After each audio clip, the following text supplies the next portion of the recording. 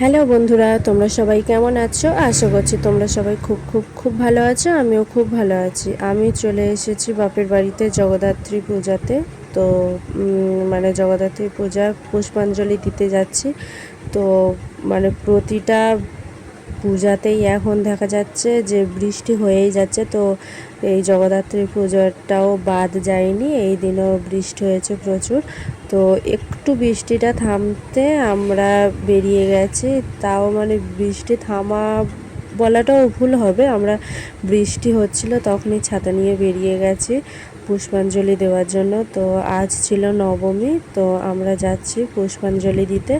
তো সমস্ত পুজোটাই আমাদের পাড়াতে হয়।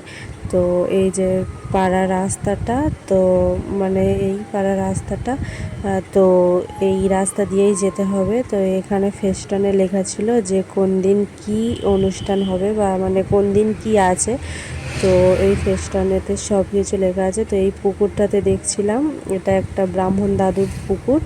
তো এই পুকুরে তো মানে প্রচুর দেখলাম যে শামলা হয়েছে। তো আমরা এই যে চলে যাচ্ছি পুষ্পাঞ্জলি দিতে। তো এখানেই ঠাকুরটা তৈরি হয়েছে।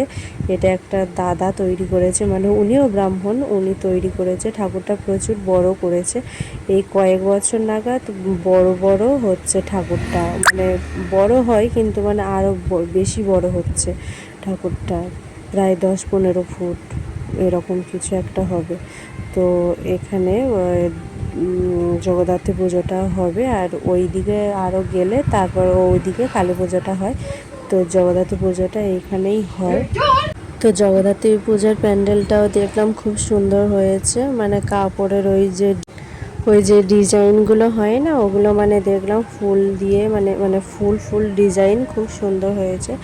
তো ওই পাশে অনুষ্ঠানটা হবে, আর এখানে আমরা পুষ্পাঞ্জলি দেব। তো যখন যে যেমন আসছিল তখন তার তেমনই পুষ্পাঞ্জলি দিচ্ছিল, মানে একসাথে যে সবাই পুষ্পাঞ্জলি দিচ্ছিল তা নয়, মানে সারাদিন দেখলাম, মানে সারাদিন নয়, মানে হয়েই যাচ্ছে পুষ্পাঞ্জলি।